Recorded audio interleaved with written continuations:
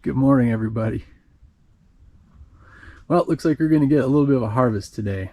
I'll just kind of show you how we do it. It's been it's been a while since I've done it, so let's see how good I am at it this time. With the romaine lettuces, what we're going to do is we're going to go through and we're going to take just the outer leaves off, and we'll have two containers with us. We'll have one for the leaves that we're going to keep, and then one for ones that are that we want to compost. And just go through and clean up all the lettuces and take our harvest. So this will be the first one of the year for us, and it won't be huge, but it'll be really nice to have. And you'd be surprised, as small as the lettuce are right now, how much of a yield that this will give. And it's Jay and I'll have a little salad tonight, and that'll be real welcome. All right, I'm just gonna leave this running and just get to it. Mm-hmm. Get a stick of that out.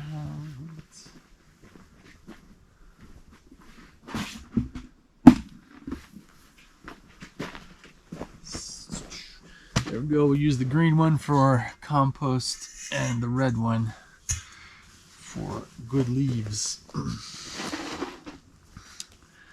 Let's see, that is mostly all you can see there. So let's see.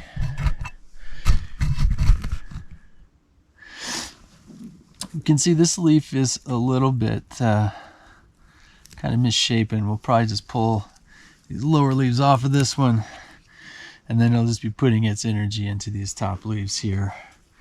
Pull these bottom ones off, and then I'll actually take these. So you'll see, if you kind of push down on them and then wiggle them back and forth, they pop off right at the stem. That way you're not growing, because if you leave anything left on the bottom there, they'll just continue to put energy into it and try to grow it, even though it's not really going to make a leaf. So getting them all the way back to the stem is good to do. And you can really pick quite a bit and just leave a few leaves, especially this time of year when things are really ramping up. It's really ramping up its production. So you can get away with removing quite a bit. And then we'll go through, pick all this, and then go weigh it and see how we did.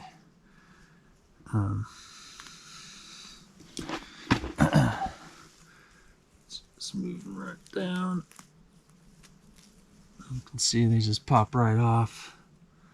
And plants are grown or have evolved with herbivores eating them all the time. So this seems pretty brutal, but it's like life as a plant, I suppose. And doing it this way, by leaving the central or the center of the plant, just taking some of the outer leaves, that allows the most vital part of the plant to continue to grow, the very center of it. So these are going to bounce back in the summertime, or once things really get cooking here in a few weeks. We probably have to pick twice a week, and we'll see what we get off of it in terms of weight and stuff.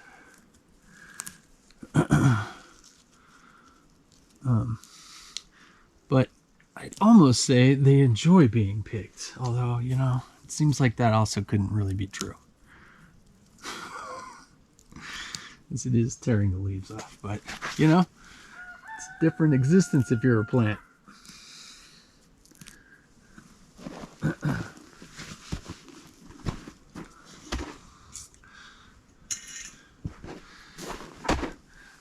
Let's see.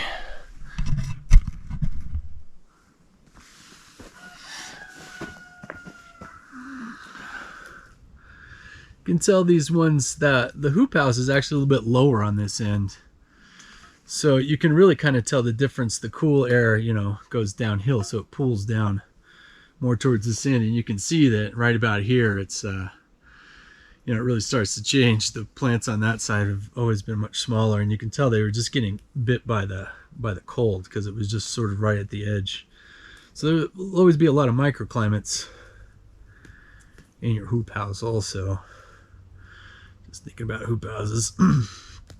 We're still, it'd be difficult for us to do this outside right now. We'd have to cover, at least with, these hoops and row cover, which is kind of just a pain in the rear end outside when it's windy. Our springs are notoriously windy here, Nature is spreading the pollen right now. And so pretty hard to keep row cover on. Some of it is like, we could grow probably a lot earlier. We all could, but you gotta look and see if it's worth it, because it's a lot of effort to go out and cover and uncover. And at some point you sort of realize, like, maybe hoop house covered space is worth it, because it helps us keep moisture in, which is really, really important for us. And we can do that. Well, basically, it just gives you more control over the environment. Is maybe the best way to think about it, because it helps keep the wind off, which, helps keep things from drying out. Plus, it's able to, I don't know, I'll bet it's 60 in here right now, and it's probably still, it may be 40 outside. So it's really pleasant to work in here right now. And as it gets warmer, I can just open up the sides more and more until, it's get as much cooling that way as I can. But this time of year, that's perfect. And that allows me to really optimize the temperature for the plants. It'd be difficult to do if I wasn't here.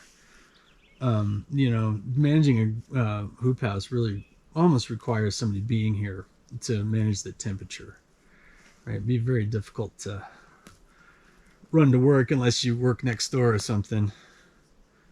You really need to be able to watch the plants and stuff. But the amount of food you can pull out of, something this size is pretty amazing. And, I just think this might be really interesting for retired folks. It's so nice and warm in here compared, if you get chilly, like, you could actually get too hot in here pretty easy.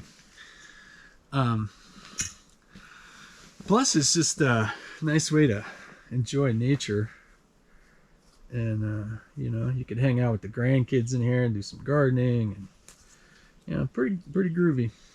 And then that's some of my best memories as a kid were gardening with my grandma and my whole family, but she was really hardcore. It taught me a lot about just getting out there and doing what you got to do in your garden. If you don't, you're not going to get anything. I think she made that very clear. She would be out there at sunrise every morning, pulling the heads off of hornwormed caterpillars, fighting for her daily meal. She was funny. But yeah, it's just it's a nice way to be spending the morning. And I know that Jay's really going to appreciate the salad too, which makes me feel good. It's a good way to contribute to the people you love, is to be able to provide them with food. It's a funny thing. People like to eat pretty much every day. It's pretty easy in this modern world, though, to take for granted where the food comes from. And, my grandma taught me that your food can come from people who love you. Not just a grocery store. And, that's something that'd be cool to share with your grandkids and stuff. And you'd be sequestering carbon. And you don't need a hoop house to do it. That's just extra tantalizing. But, we just certainly didn't have one when I was a kid. I was just sitting out in the backyard. One of my earliest memories is sitting out. I remember looking at my feet and seeing my rabbit. I had a pet rabbit. His name was Thumper, of course. And just in the family garden, and I it couldn't have been more than 3, you know. And yeah, I just remember the light coming through the trees, and everything just seemed okay. Good time. Good time. Nature's really reassuring for humans. You know, once you can get into it a little bit, you know, it's where we come from. You know, it's worth connecting with. It's really important.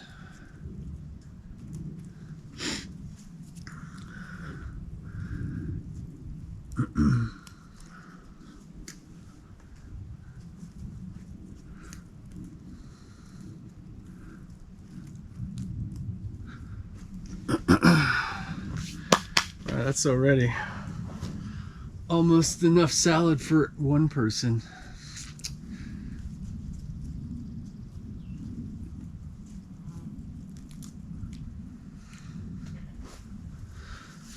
I'm gonna get those from the other side. And this is another romaine too, but this is a different variety.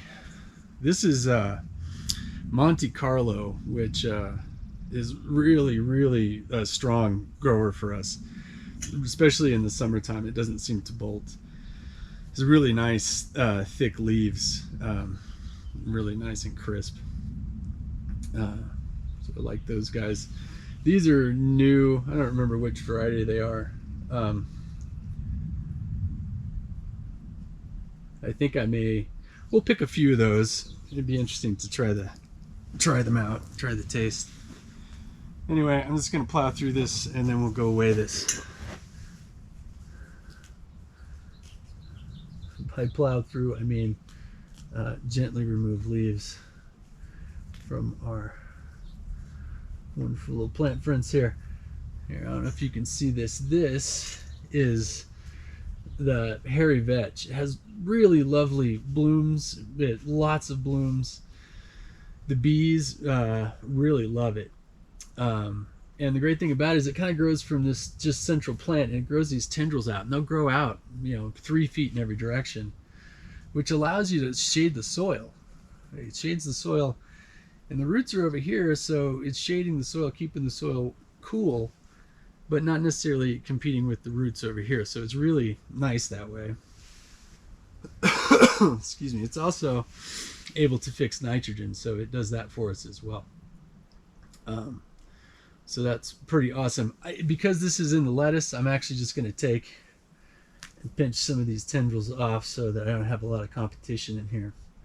So anytime you're, in here harvesting, it's a good time to just go ahead and do whatever work there is to do.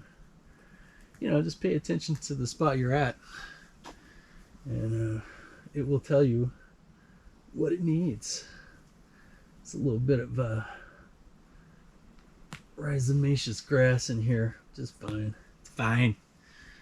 Just get that out. Stay on top of these things. But anyway, that's about the extent of the weeding that we do. You see the compost mulch on top really goes a long ways to suppressing weeds, and we are grateful for this. It's really pretty nice.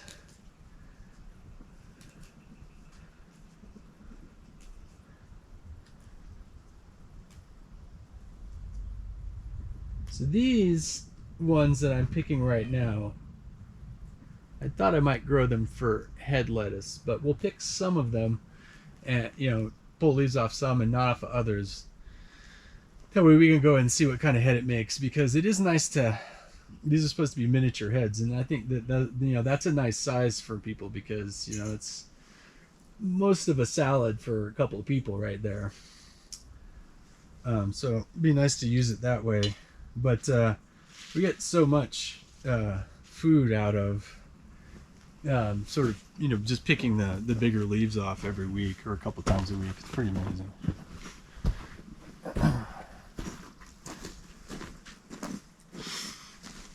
So I'm mostly just going to focus on this Monte Carlo here, and maybe leave those others to get bigger, and then we'll see. I got a few of the leaves, so we'll taste them and see how they are. pretty exciting. You want to pick early in the morning before it warms up. That's actually another good thing about the hoop house. It's actually getting a little warm right now. If I had more picking to do, I'd actually open up the sides to make sure that I kept everything cool. The key to preserving your vegetables is to don't take them when they're hot, the leaves or whatever, and don't let them get hot, between, your field and your, however you're going to keep them cool or whatever. So I'm actually, I should have been out here probably an hour ago, but like I said, I could also just open up the sides. It's pretty nice to be able to do that. But I can feel the leaves themselves are still pretty cool. They haven't warmed up yet. It's just the air temperature so far. And I am almost done.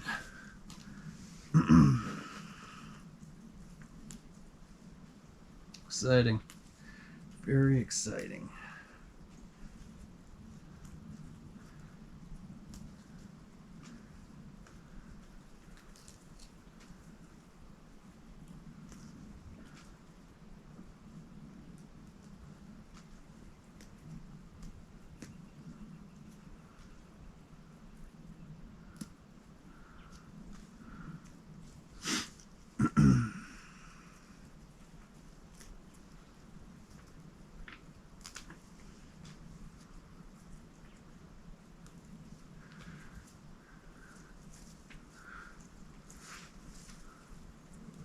Yeah, these leaves on the bottom are just going to start to oxidize and die back. So, it's always good to just go ahead and clean those up anyway.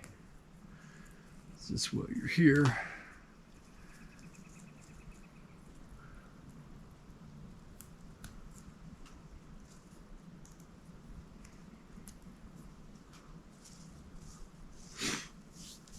All right.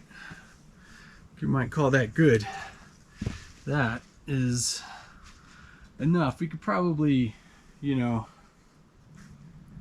I think that's pretty good for this section. So this is like 4 feet by 4 feet we just picked in. And it wasn't very densely populated either. So let's go see what that weighs. Well, that's about 3 ounces, a little bit over, which isn't a huge amount, but that'll be a nice little treat for us tonight. And again, we'll probably be able to pick that much again in, in a week for sure. But then next week we'll probably shift over to picking it a couple of times a week. And so that was just a little 4x4 spot. And that lettuce in that spot, if we leave it there, will crop probably till next January. I mean, if we kept it covered, it stayed healthy. Generally they kind of get bolty in the summer, so sometimes they wind up coming out. It really just depends. But, they're really long-lived this way, just pulling the leaves off. And once they really get going in the summertime, you get an amazing amount of salad off of just, 4x4 foot square of space, And that much space is pretty easy to cover and stuff, too. And, you could even sneak radishes in between those lettuces there and get some radishes, too, or carrots, or both. So in a 4x4 space, I feel like you can really grow a lot of food. All right, grow some food, man. Bye, everybody.